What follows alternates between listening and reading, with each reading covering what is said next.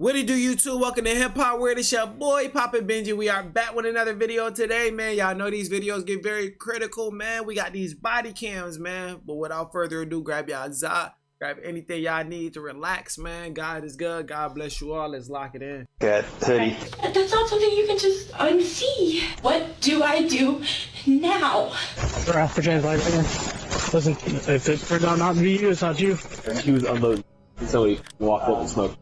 Ma'am, do you need some water or something? Word. So little thing because it just got snatched out of my body. That's come here, honey. Hang on, come here. Come here, honey. A young father is shot and killed right in front of his 4-year-old daughter. The brazen attack has all the markings of a robbery or a street deal gone wrong. But what looks at first like a random crime begins to take on the shape of an insidious, orchestrated plot to commit murder. It's our experience, these don't happen at random. Basically what I'm hearing is, well, there may be somebody crazy enough in the family to do it, but I don't know who that is. Possibility. I'm not a violent person. Anybody who had any connection to this murder will go to prison. The following report is based on official police records. Please note that all persons charged with a crime are presumed innocent unless and until proven guilty in a court of law. On Sunday night, March 19, 2023, 911 calls come in about a shooting in Navarre, Florida. Sheriff's Office Emergency. Hello, I just got off the phone with a family member that said that they just saw someone get shot at the apartments we live in, Cayo Grande. I got very nervous when I started going down and I saw the man on the floor with blood. Okay. I stopped and I saw a man walking to the opposite direction. Okay, what did that man look like? I know he's white, tall guy, about 6 feet, but I didn't see his face. He just walked away. Oh my God, I'm sorry. I'm really nervous. No, you're fine. You are doing a great job. You have nothing to worry about, okay? Santa Rosa Sheriff's deputies swarm the apartment complex and quickly find their victim, along with a tragic bystander. Hey, who's in here? Is there anyone in here? No, Daddy. Okay. Daddy. It's okay, come here. See, now when we get to this point, this shit gets fucking sad. Cause now you done traumatize the 4-year-old girl. You know what I'm saying? And had this 4-year-old girl witness her dad be gone. You know what I'm saying? And this shit is fucking insane, bro. I wish in a million years, I'm not even gonna wish nothing. You know what I'm saying? I ain't gonna never leave my kids, bro. That shit is crazy though, bro. You can never have no option though when you killed. You know? Come here. It's okay. Come here, honey. Hang on, come here. Come here, honey. Come here, honey. This is heartbreaking. It's literally heartbreaking. What kind of GSW is it? Tape it off. Fuck, Start contacting neighbors. Ma'am, did you hear anything? It's okay. So where's Annie? Hey. Okay, come here. Hey, let's. Hey, where's Mommy work at? Does she at work? Where at? At your house? She's only 4. Where's your house at? Anything? Nothing? So it sounds like. You like stickers? No. You want to see a sticker? No. A sticker? Yeah. You want a sticker? You see it? You want me to put it on you? Okay, did you hear anything or see anything? Anything like that? We just heard, we were both outside. He's my husband. We just heard a gunshot. It was somewhere over there. Talk to me. There was a dude that can't walk this way. He said that he told us to go inside because he said that he heard something. He said that he saw somebody drop. I don't know. Yeah, fuck all that, bro. Do all the telling y'all can, bro. I'm not even gonna lie, bro. Once a kid involved and witnessed some shit, bro, I ain't about to say no negative shit, bro. That shit is sad, and nobody else should be either. Let's go sit in my truck. It's cold outside. You want to sit in my truck? No, I want my daddy. I know. Okay. We'll get your daddy in. Come here. In a scene filled with deputies and witnesses, it's only a matter of time before the wires get crossed. The two guys, not next door, not this door, but the door after that, they saw the man because I couldn't see his face. Yes, them, yeah. Hey, 235, detain him. For James, like, listen, if it turned out not to be you, it's not you. Here, man. No. They saw him. Okay. That's just protocol. Okay, if he's involved, we want to. They are military. 235. He's possibly a witness. That's 10-4. He's a witness. Hold on, man. Sorry. Let me get. You good? Take your cuffs off. I'm gonna take them off. Okay. So somebody up there said it was you. Oh, okay. Here, bro. I was with him the entire time. Who's the guy you saw? What did he look like? What is he wearing? It was a white dude. White man. 6 foot white male. Wearing about a OCP, like this kind of color hat. He was wearing a sweater as well. I'm pretty sure that when he was walking, he said, "That's what you get," and he kept talking. But I couldn't hear anything else. Okay. I see him around. Hey, you help me take this off? White guy, black guy? Tall or short? A little bit taller than you, kind of. Okay. Heavy or thin? No, a little bit bigger than you. Okay. Not much. Meanwhile, the deputies attempt to do something that may be impossible. Bring comfort to this little girl. Exactly. Hi, baby. It's okay. Do you like Skittles? No. You don't like Skittles? No. You like these? Mommy, okay. We'll get mommy. Okay. I know, baby. I know. We're gonna try to get mommy, okay? Okay. Nearby, deputies start knocking on doors. So have you guys heard anything in the last, 15 minutes? Yeah, I heard a gunshot. Pretty sure. Yeah. Okay. Sheriff's office. Hands. What's up, brother? Sorry, can you come out? Did you hear anything that sounded loud like a gunshot? Yes. That was an immediate I racial. thought it was my trash can popping. That was an immediate racial profile right there. I'm not even gonna lie to you. Sir, about 20 minutes ago. About 20 minutes ago, you heard what? Yeah. You're dead. We got a situation, obviously. I got it. It's a situation with several dimensions, many of them heartbreaking. Hey, do you want me to see if somebody's got a teddy bear or something that she may want? I don't got nothing. I'll go see if somebody's got something.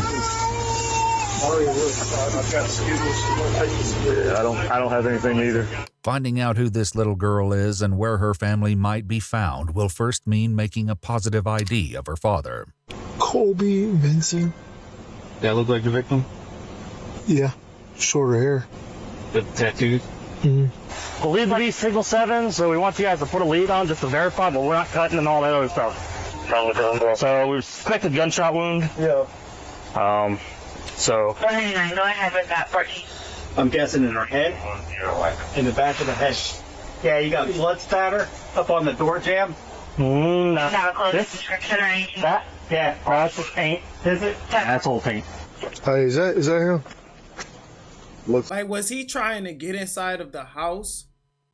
Because the door was open. So I'm trying to figure out, is that what happened? Okay. I just was trying to recognize it because obviously he's blue. I'd be willing to bet that's his car. He's got Toyota keys right next to him, sir. Looks like he was going inside the house. Somebody walked up, looking at the blood soak on his hoodie. It's all, it looks like somebody just shot him in the back of the head. I bet you most of his brains are in the back of that hoodie. Police confirm that the victim is 24-year-old Colby Benson, but it's one of the few things about this crime scene that they're sure about. What's your instinct telling you? It's robbery. Why was he robbing, though? His wallet. I have his wallet.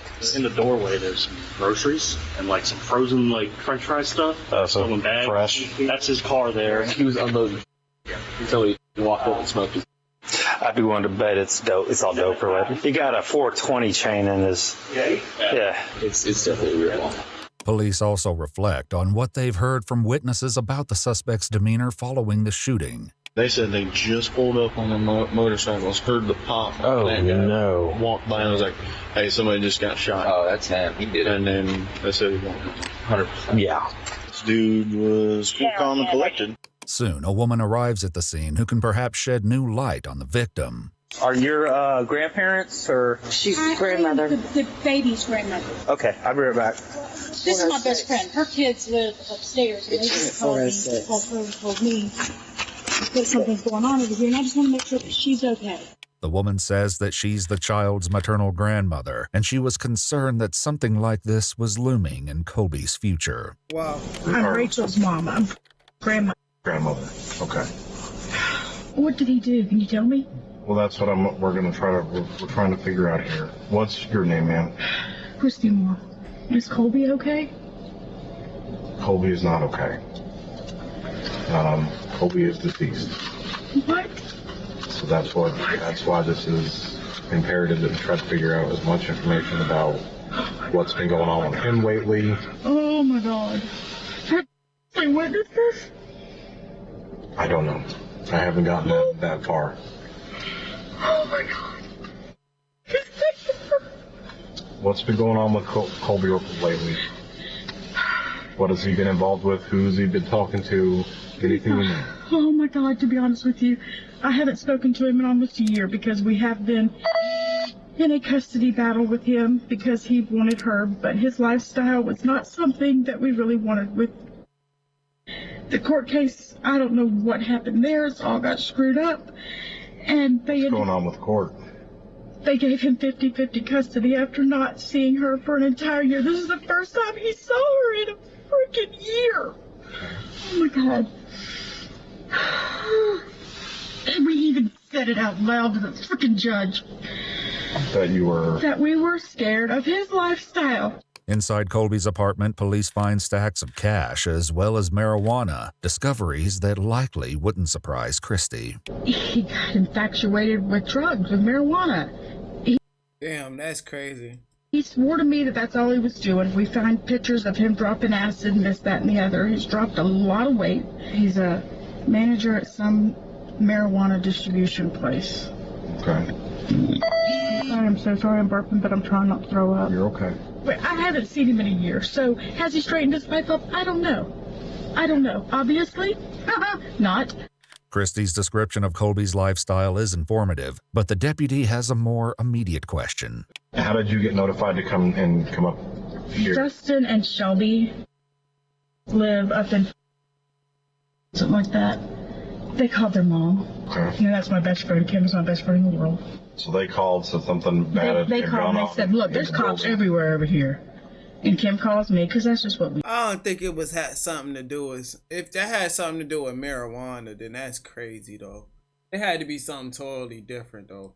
She calls me. She's like, hey. It had to be. You know, I'm going to come get you, put your shoes on. We're going to run over to the reserves and check on the kids.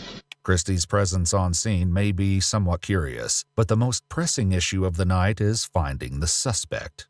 I mean, I think this dude's probably taking shelter somewhere at this point. He knows what's going down.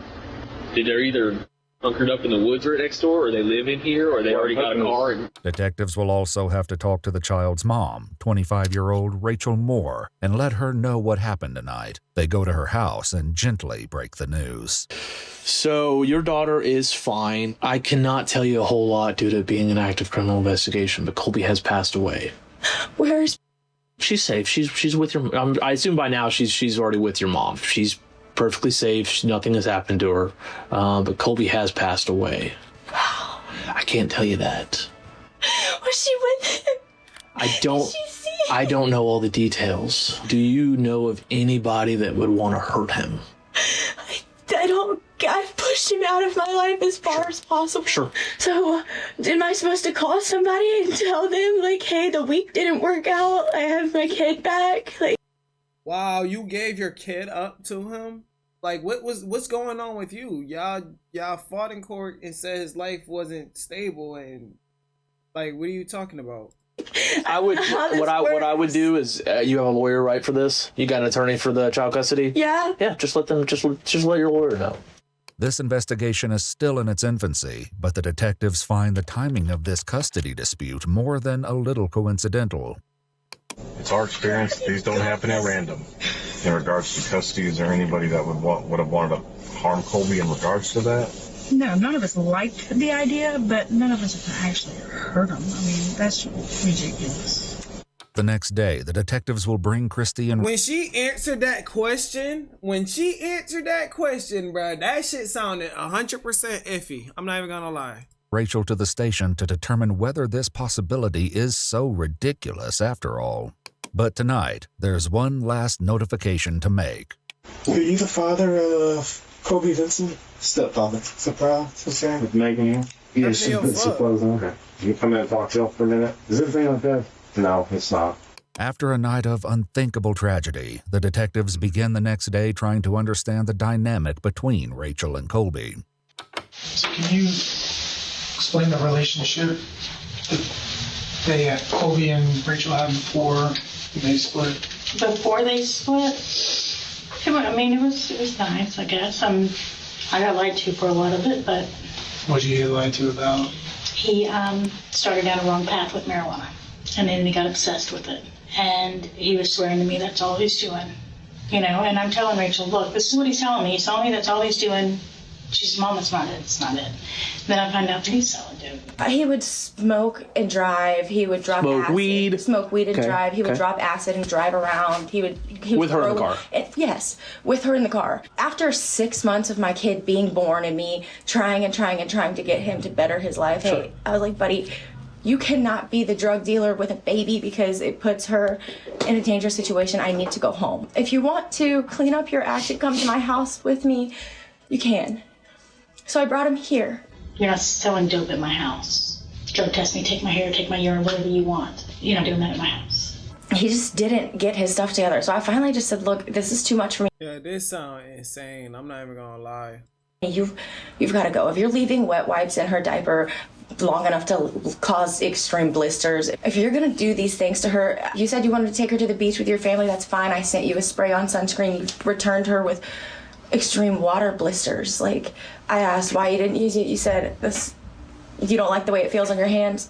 It's spray-on. Yeah. Please just use it. I sent it with you. It doesn't take long. Yeah. Very minimal effort. Minimum effort. Rachel tells the detectives that she and Colby separated when her daughter was around 14 months old. He could only afford to see her for a couple hours on a Saturday while I went to work, and then I came home, or I came to get her, and he was shaking her, and he told me shaken baby syndrome was just a myth, and I was like, it's not. There's billboards about it. I'll quit my job. I don't care. I don't need this. Rachel says these limited visitations continued until the courts came after Colby's paycheck. So how the fuck did this dude get 50-50 custody of his kid? What the fuck? I had her under government-assisted food and government-assisted health insurance. Mm-hmm. And whenever you do that, they go after the other parent for child support. Well, whenever that went through... Okay. 14 days later, he turned around and said, oh, well, all of a sudden, I can get her 50-50. I'm definitely not comfortable with that. At that point, I've got a lawyer, and he said that if she gets hurt on his watch, it's just as much my fault as it would be his fault, because there is nothing in writing or anything that says that she was supposed to be there or he was the one with her. So if she accidentally grabs his Coke or acid or whatever he leaves laying around and eats it and overdoses and dies, I go to jail because of child neglect and abuse and death. And so I said no. Rachel says that she cut Colby out of their daughter's life for the next 10 months. I didn't want her to be put in a situation. So how did he get the child? Because I could see that this is where his life was going. What if she saw this? Then where do you go? That's not something you can just unsee.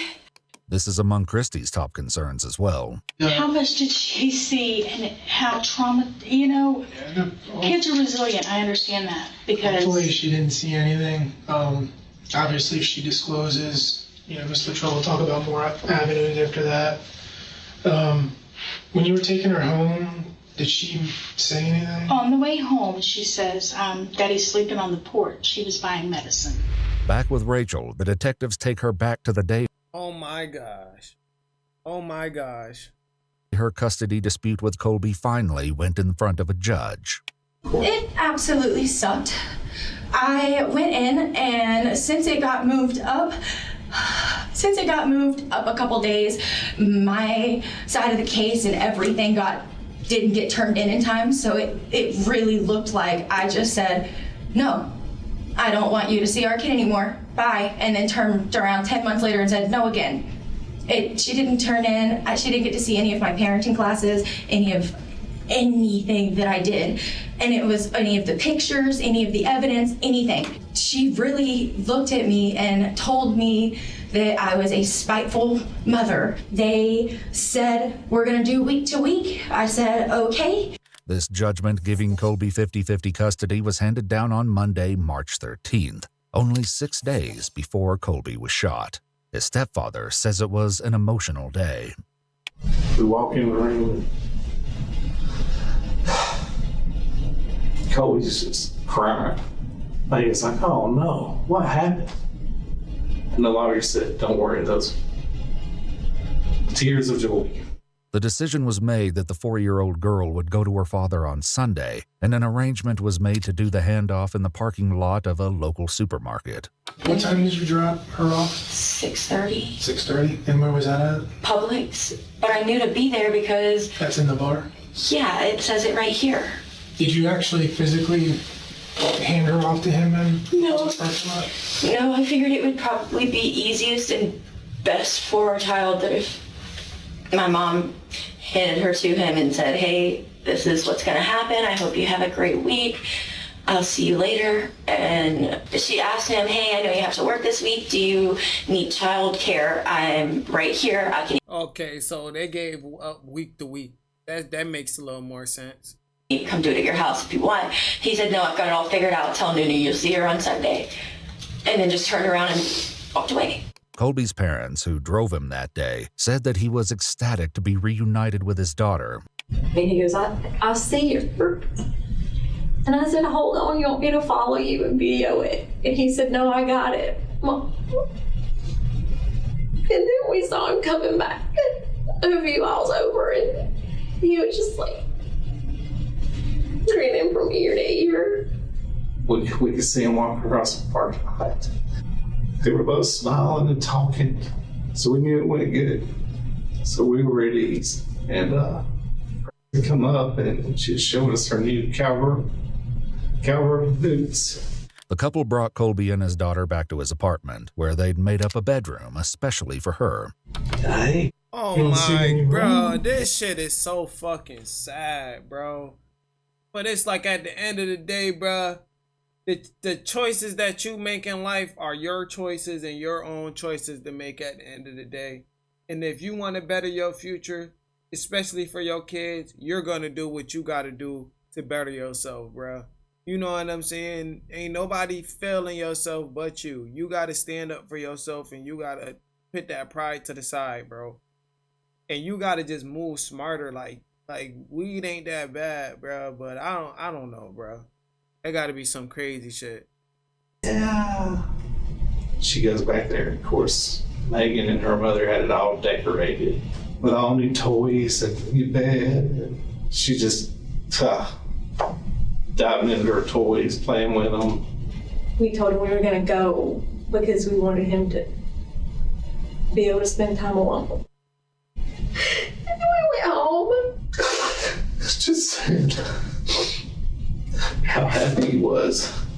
But that was Sunday. On Rachel's side of the family, the mood last night was darker, but she insists they had nothing to do with Colby's murder. We'll pray about it, we give it to God. That's who we are.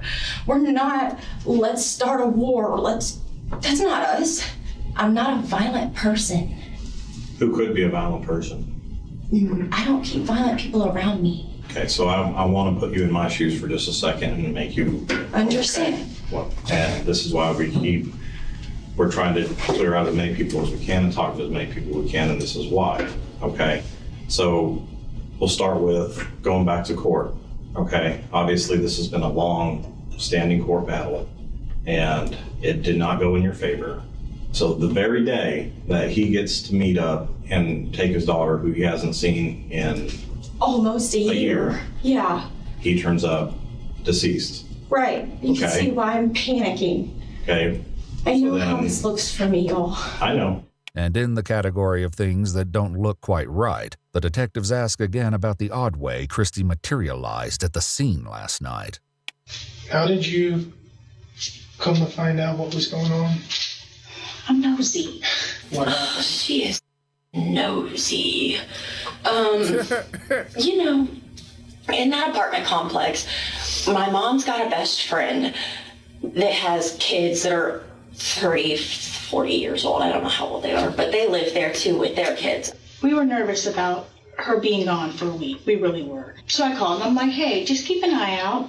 If you see her out at the park or, you know, you see her around, just let me know that she's okay. I guess the police woke up Dustin. So he says, Mom, it's downstairs. I don't know, but I'm just letting you know there's a lot of cops here. Oh, she's like, hey, I'm going to ride with Ken somewhere. So, oh, okay, it's late, but okay, I didn't think anything of it. But the detectives find it strange that Christy didn't tell Rachel that police were all over Colby's apartment complex. It's odd that that information did not get pushed to you. Why stress me out more, knowing that my world's already stressed at max? Well, why wouldn't you? Why wouldn't I go? Yeah. If there was something going on there, why would you not want to be there? Why would? Because I'm not nosy. Because if I can stay at home and try to go to sleep instead of stressing out and stalking my baby daddy, that's exactly what I'm gonna do. Yeah, he being a dick. He being a dick, bro. He never been through a fucking custody battle with children. As far out of sight, out of mind goes, that's what I'm gonna try to do. It wasn't my choice to hand her over. It was the judges.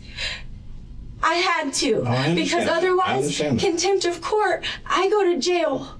But you can see how all these scenarios are going to work out in your favor on the same day that he winds up dead. You can understand how conveniently that ends up working in your favor, right? You're being a dick. You're being a dick, bro. Like, you're being a dick, bro. I don't like how he putting shit. Like, bro, that's not her fucking fault. Okay. Well, how can I make it not? Because you know where I was, you know who I was with, you know what I was doing, you know who I contacted.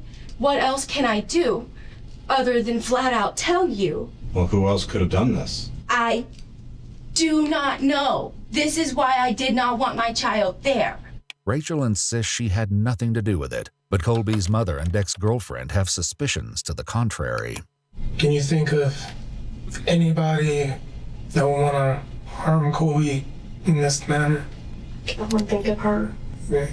And then, why is that? Because she didn't win.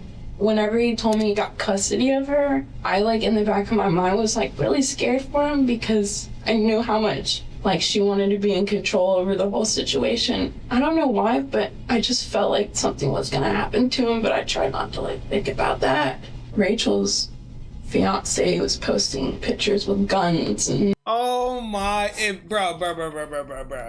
This not looking right, bro. This shit look crazy as hell when you think about it, bro. Bro, come on, bro.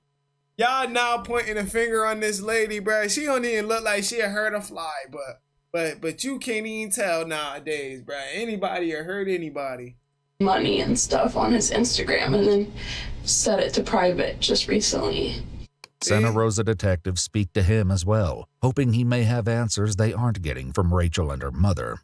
In this game, coincidences typically are not coincidences. I don't think it's a coincidence. The same night that the custody exchange happens for the first time in a year and a half, Colby gets killed in front of his apartment, right? If the custody situation is the reason he got killed, that's crazy. But if it's not, y'all looking in the whole wrong direction. I don't think that's a coincidence, right? I think that there's more at play here. I can certainly understand why, right? Someone would get that upset, right? I'm a father, I've got 2 kids. If all of a sudden I'm gonna have to turn my kids over to a deadbeat drug user, there is not a thing in this world I wouldn't do to prevent that from happening, right? We're trying to legally. Right. You don't know anybody that would have possibly done this on on Rachel's behalf? I do not. Okay. Did Rachel ever tell you that she was going to have someone kill him? No. Okay. Do you think Rachel's capable of having someone kill him? Honestly, no. I don't. Is there anybody else who lives in the neighborhood there that has a violent history that maybe would have done this? Not that I know of. Okay. And I find it strange that y'all keep saying "not that I know of," because that's the same words that she's saying. Not that I know of. Not that I know of. Right? Because I know for a fact there's nobody that's going to go kill somebody on my behalf. Honestly, we live on a circle. I stay at the back side of it. Whatever happens on the front side of it. Right. So, I mean, basically what I'm hearing is, well, there may be somebody crazy enough in the family to do it, but I don't know who that is. Possibility. In her interview, Rachel says that the first time she knew anything. Like, who is y'all about to, like, what are y'all getting from this, bruh? If they don't fucking know, they don't fucking know, bruh. Like, why are y'all trying to insist on pushing somebody to tell y'all something some information that they don't have? Was amiss last night was when her mom sent her a 3-word text. Answer the door. So when I answered the door and it was detectives and they had all of that to say, I panicked. I said, where's my kid? What do I do now? And I'm still in that situation. What do I do now? That's where I'm at. It's because, what do you do now? It's because you flat out said this isn't what you want to happen, because this might happen, and then it happens. It was there. But the detectives are skeptical that Rachel was as surprised as she claims. You know, I'm trying to give you this opportunity to be real clear about what, maybe even an idea you have in your head about something that could have happened. And the reason why I say that is we have a picture of the person who did this. I don't want you to be caught off guard if it turns out it's someone you know. Because if it does turn out that you're withholding information and our investigation leads to you withholding information, then how would that work out? But I don't know. Savior. The investigators take her phone. When she steps into the hallway to complain, a detective lays out some hard facts. They know exactly who killed Colby, and furthermore, they know that she's been communicating with the killer. Oh my goodness. I was putting my faith in this girl, bruh, and she done let us all down. Her response is to become silent and stare at the floor. I know it was something with her. I feel like she was really upset that Colby won custody. Her and her mom are very, like, not good people. And I feel like, I know they probably did that. The detective tells Rachel that they know she reached out to her former stepfather in Alabama, a man named Jason Curtis. The detective invites Rachel and her mother to go back into the interview room, where the two have a brief but intriguing exchange. Oh, he knows. He knows. What the fuck? Oh my Just tell your mom goodness. what's going on. Why did they fucking say that in there, bruh? Y'all so devious. No, I figured I could tell us all at the same time. Okay. Is this something I need to sit down and throw up? Yeah, you might. I'm gonna sit all the way down on the floor then. Okay. Would you like me to grab you a trash can, ma'am? That probably wouldn't be a bad idea, seeing how it fits into probably lose my chunks. But as Christy struggles to keep it down, her daughter starts coughing it up. I called Booger on Monday and told him about the court date with Jason Curtis. And I was panicking then, and he told me not to worry about it, that it wouldn't be something that you gotta worry about. Thank you. And I messaged him, told him everything that was going on. And he had sent me pictures of knives and guns and Renaissance.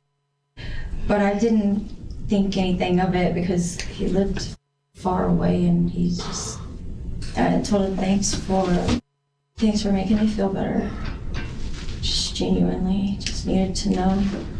Just needed you to know.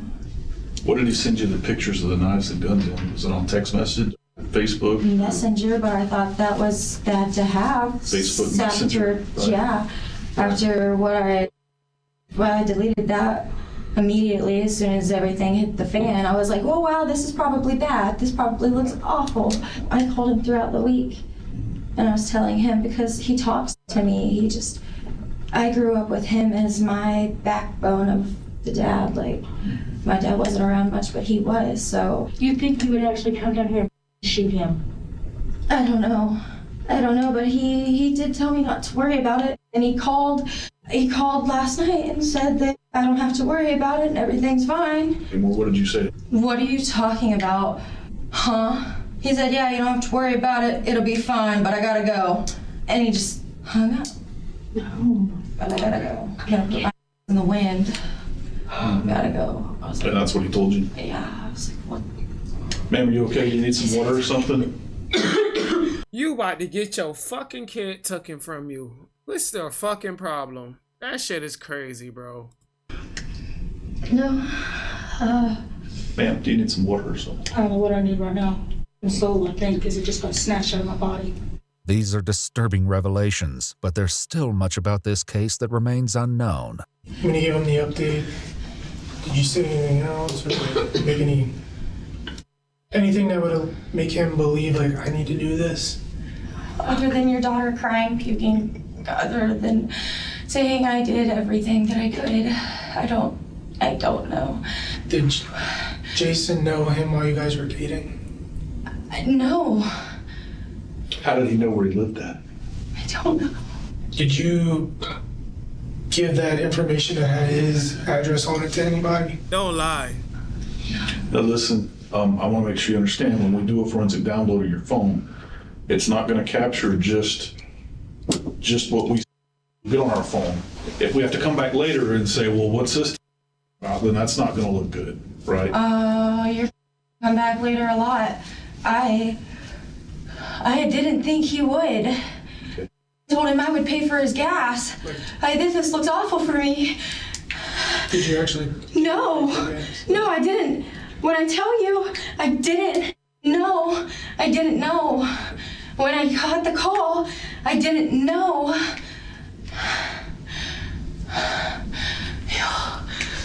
Nah, you's a bug out, shorty. You done got this man hit up, bro. You done got this man assassinated.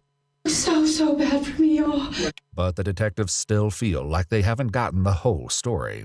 So after you talked to him on Monday, did you talk to him daily after that, or was it just Monday and then that was it? I don't know.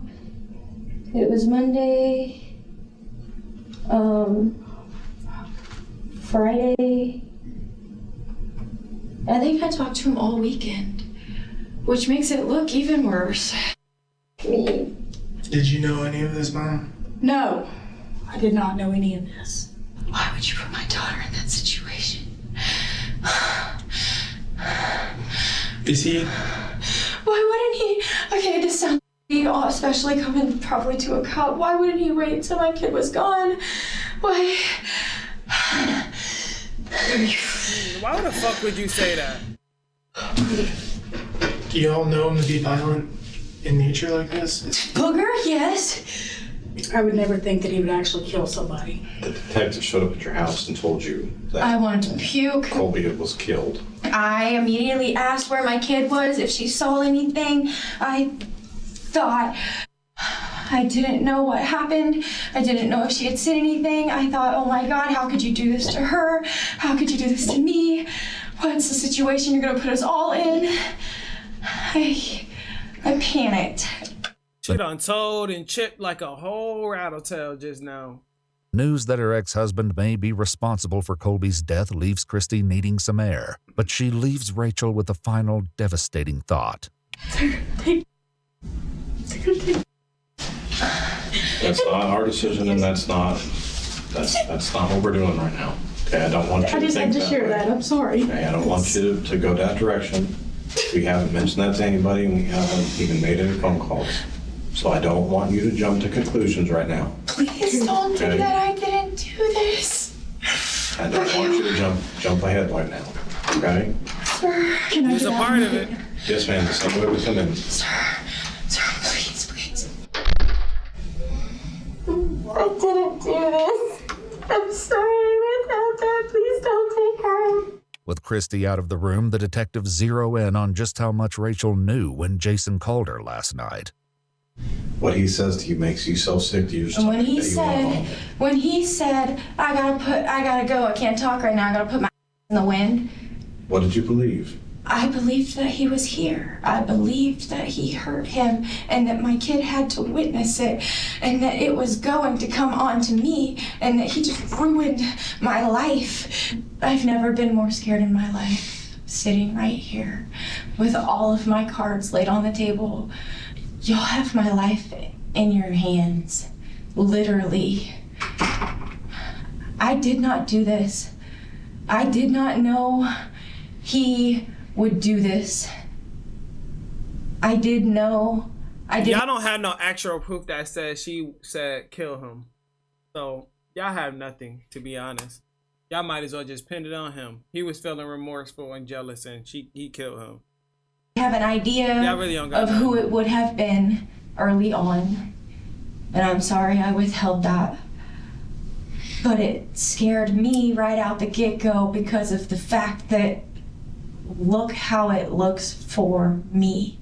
The detectives ask her about any messages that may look particularly damning once they recover them. They're gonna look bad.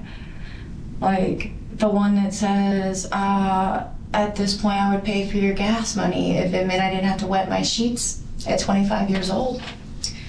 That's gonna look really bad for me. The pictures of, take your pick of the swords or the knives and I jokingly said whatever would be easiest to carry.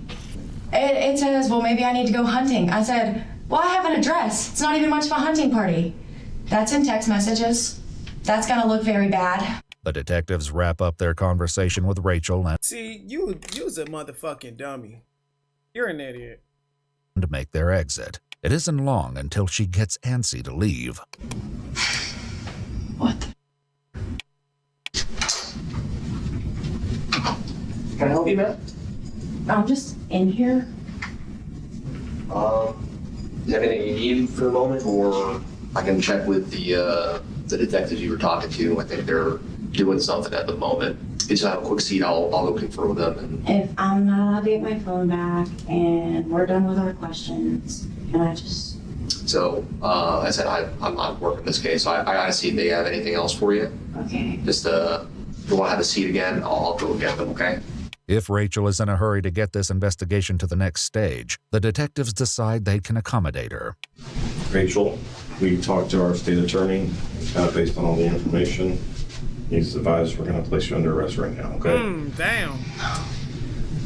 I don't want you to fight us or anything about this right now. I just want you to understand this is just a very early point in the investigation, and If you place me under arrest for something that I didn't do, it goes on my record and everybody can see it. No, it doesn't. This is just the first step, okay? I didn't do this. Well, you got to give yourself a chance that coming clean and being honest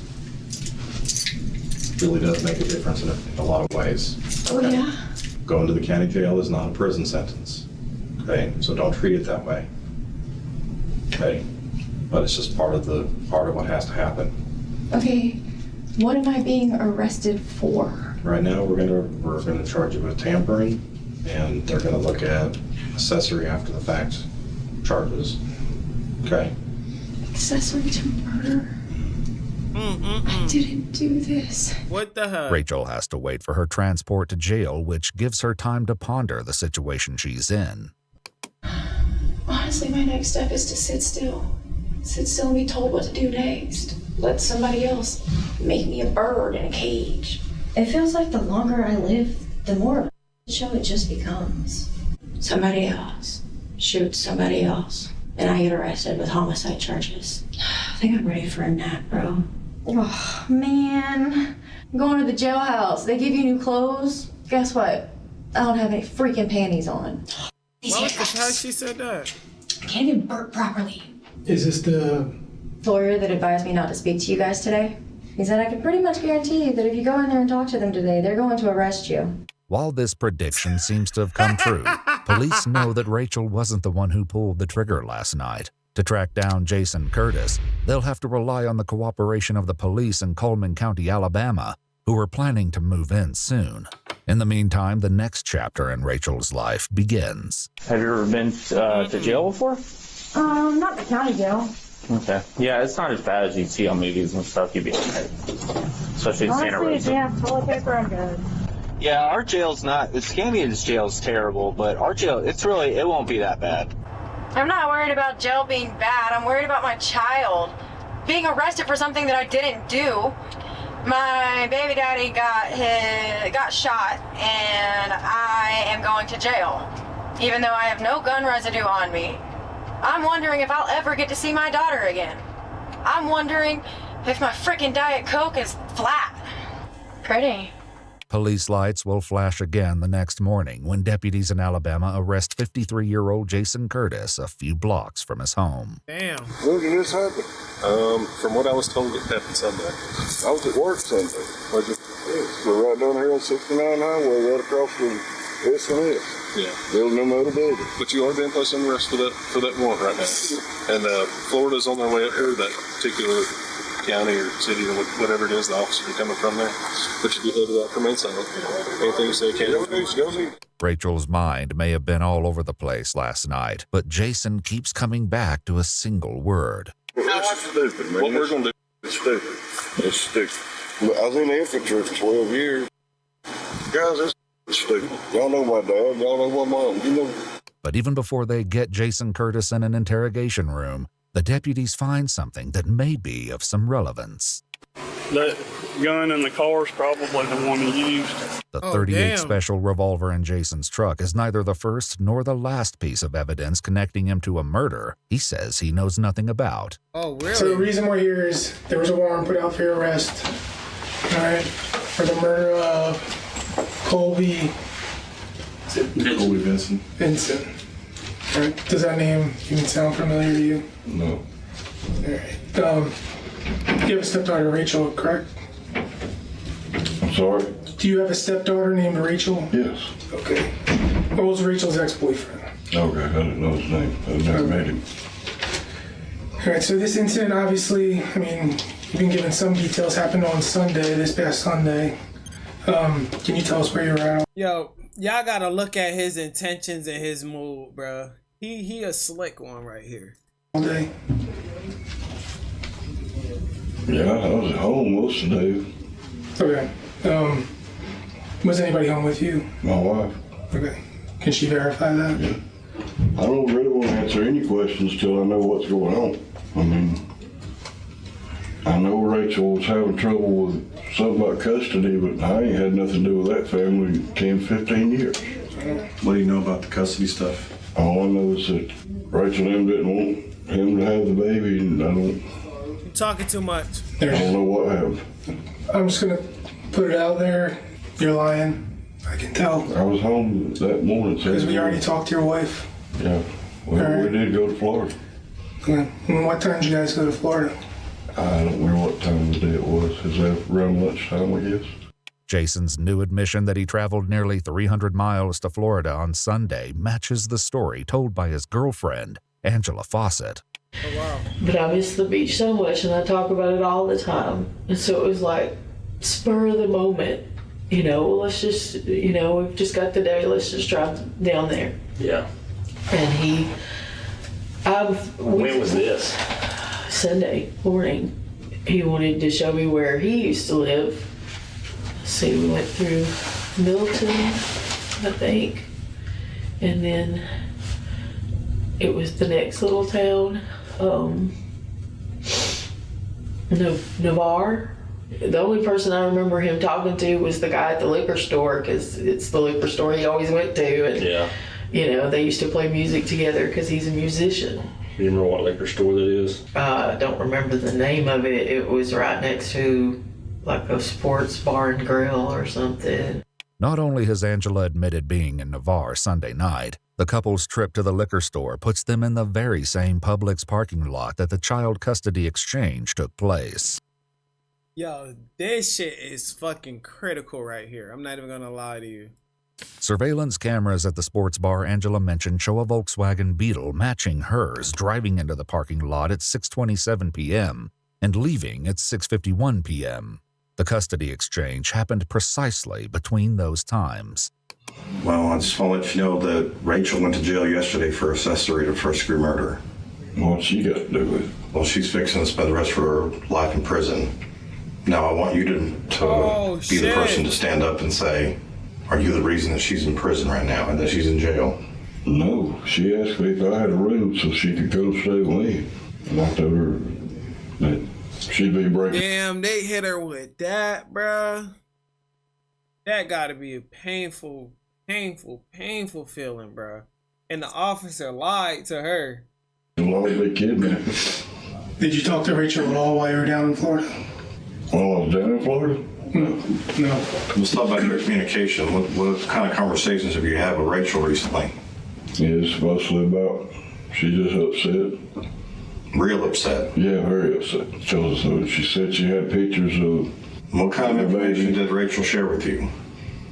All she said was the court ruled in his favor and they wouldn't even look at the pictures of where the baby had been abused and burnt. And she said that he was selling drugs out of that apartment. So what did you do to help take care of her? Nothing. I told her to pay attention to her mother, or to do what her mom says. What can I do? What did you do is the question. I'm not going to go to jail the rest of my life for something I did not do. But you're going to let Rachel do it? If That's she's how much you love her. There's nothing I can do about it. So it's an accident that we're sitting in front of you? No, it's not. Okay, so tell me why it's not an accident that you're in that chair right there in handcuffs. Because you believe I shot somebody? Well, since I didn't, you can't prove it. So I don't know what to tell you. How do you know the victim was shot? No one told you that. They did. They told me that this morning. Who did? The guy that had me down on the highway, it was 69 highway when I was arrested. The detective notes in his report that Jason was not told this by the Coleman County Sheriff's Office, who only stated that the arrest warrant was for murder. Regardless, the detective says it's remarkable how far his story has come in such a short time. Wow. When we started this conversation, you said you was at home all day. No, he asked if I was at home at all that day, and I said yes. You started that. It wasn't until you said that we talked to the wife that you said, yeah, we went to Florida. I don't no information until I found out what's going on. Right, that's a big part of the day. A 5-hour drive. What'd you do on Sunday? I don't know. We sat around the house. Oh, we also took a 5-hour drive. Well, I was first waiting to see if it was in your damn business. No, you're fishing out information. You're trying to figure out how much we know. But we know enough that you're sitting there. I know I didn't do it. I just want you to have the opportunity to prove where your true loyalty is. My loyalty lies with her. You're a tough enough guy to drive down and murder somebody for your stepdaughter, but you're not man enough to say you did it to protect her. But you're going to let her ride for this crime and lose her child. That's how much you're going to take care of her. So did you really take care of her? Something I didn't do. I can't help what's going on with her. I would help her, yes, but going down there and commit murder, no.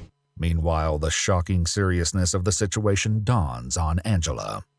I didn't want Jason to drag a lot of people down with him. Do you know what I mean? Like, Jason made a bad decision in the heat of the moment, I think, based on emotions, trying to do the right thing to help her out. So you're telling me he killed somebody? No, she don't know. This can't be real. She doesn't know. But as upset as she is, Angela says that Jason would never do such a thing, and that furthermore, he didn't have the opportunity. The only person we talked to in Florida was the liquor store guy that he used to go to that liquor store all the time. There was no fight with anybody, and the only time we were apart was like when he went to the bathroom. Where did y'all stop to go to the bathroom? Maybe a Tom Thumb. That was a gas station he was at? Yeah. Do you remember what was around you? I mean, what was, like, what? Anything else that was around the Tom Thumb? I think there was a hotel. Both a Tom Thumb gas station and a Hampton Inn hotel can be found in close proximity to the Cayo Grande apartments. Oh, wow. But Angela insists that Jason was never out of her sight for more than a few short minutes. The detectives turn up the heat on Jason, hoping that Angela's predicament will push him to confess. How far do you want to keep taking this? How many people do you want to see in jail tonight? I don't know nobody in jail tonight. Well, right now you got Rachel, you got your wife. So you don't think it's a crime to drive someone across state lines to commit a murder? But you're going to let all kinds of people go to prison take my kindness for weakness, okay? Don't insult my intelligence. Well, then use your intelligence and realize the big picture here. We've been watching your house since 3 o'clock in the morning. I had this knock on the door. And then the second that your wife left for work this morning after waking you up, she was detained and her car was impounded, and we're doing a search warrant on the car right now. And she's fixing to get charged and extradited to Florida for accessory to first-degree murder. You because she has nothing to do with it. Because that's what I with me the whole time. No, because that's what I exactly. She was with you the whole time. I didn't do it. She was with you the whole time. It's exactly what she said to. I don't mean to be stern with you, but you're kind of being told. If I was going to do it, nobody would know about it. Yo, they trying to buck everybody. They saying if we can't get your ass, we gonna get you and everybody around you, bro. But that shit crazy, bro. You done made all this shit erupt because you want to step out of some fucking zone that you ain't got no place to be in. I think that's what you tried to accomplish and didn't happen. So talk about sending her a picture of a choice of weapons, swords, knives, gun. What's the best option? I sent her that picture. I also sent her a picture of my motorcycles, my guitars, and everything. Quit diverting. Why? All you're going to keep saying is that, yes, all the evidence looks bad. All the evidence points to me. All the evidence looks bad. I was there the day he was shot. I was there. Mm-hmm. You're going to say that over and over and over and over and over again, and the only thing you're going to go with is, I didn't shoot the man? Why are you lying about it? How many do you understand who's going to go to prison for this for you? Understand how the law works. Let me give you the example of a bank robbery. If the bank robbery happens here, but this person who's not even at the bank robbery rents the car that they do the robbery in, that person goes to jail for bank robbery. Anybody who had any connection, any connection to this murder will go to prison. Maybe you could just own it for a minute. I didn't kill the man. I want my life. Save What your the life. hell? Okay, fine. Not admitting something I didn't do. But despite Jason's steadfast commitment to his story, detectives find one last crucial piece of evidence in the car he and Angela took to Florida. In the center console right off the rear shift here, we found this note. I want you to take a look at the note. What does that say? So it says 77. Yes, and the numbers, but I can't make. Cayo Grande, Navarre. That's a word? Yep. Oh, Red Toy? Red. By Vincent? Colby Vincent. I mean, this handwriting matches all the notes and stuff that are in his. Oh, it looks like his handwriting. Well, that's the note that we found that was inside of your car, and that's the name, that's the address, where the murder occurred. So you weren't aware of that information at all?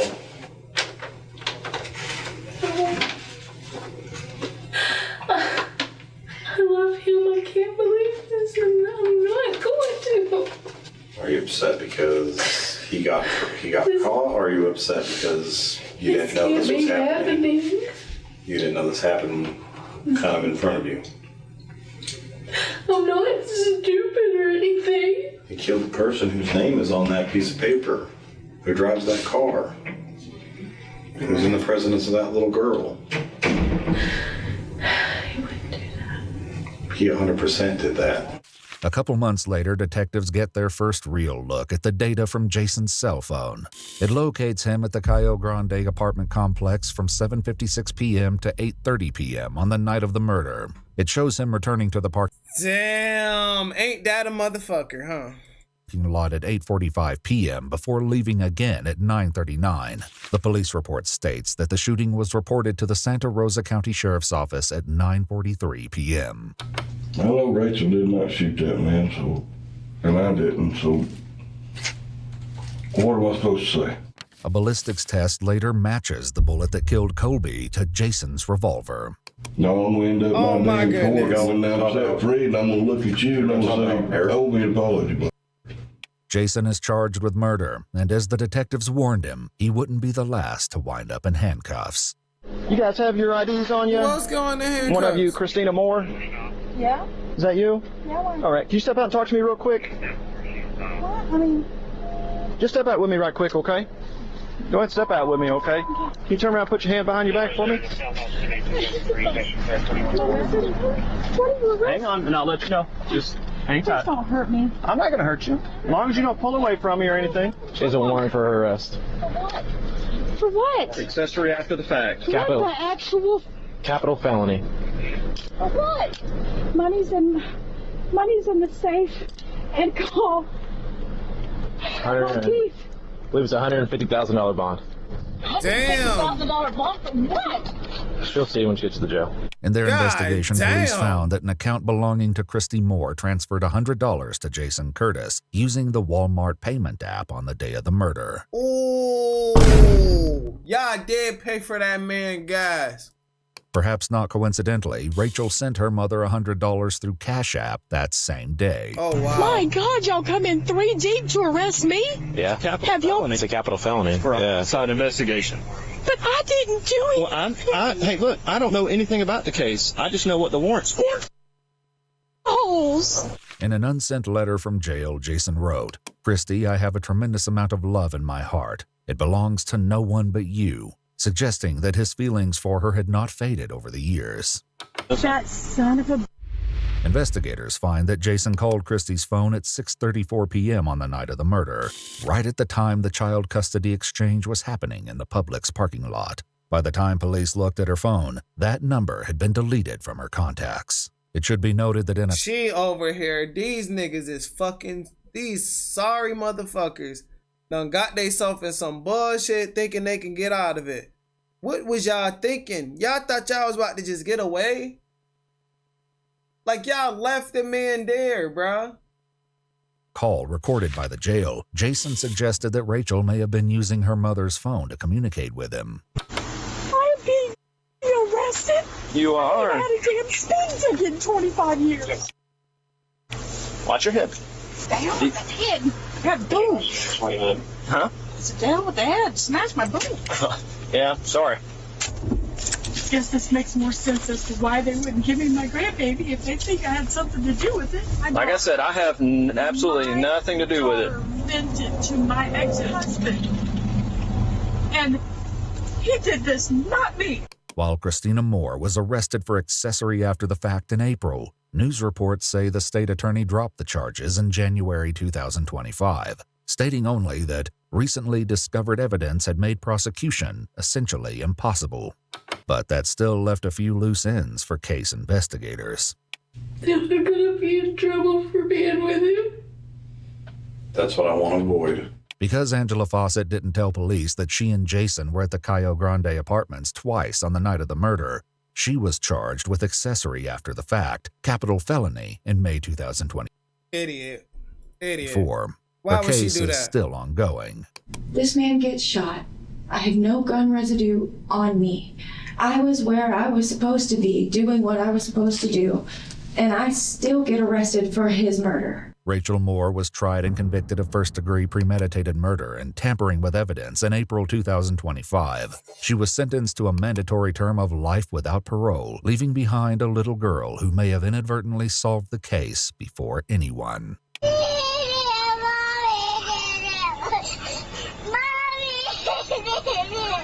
Mommy. Oh my fucking gosh, bro. Oh my gosh, bro. That shit brought to bring some tears to my eyes, bro. Ain't that a motherfucker, huh? Ain't that some shit right there, bro? That's pain right there. I ain't even about to lie to you, squad. That's pain right there, bro.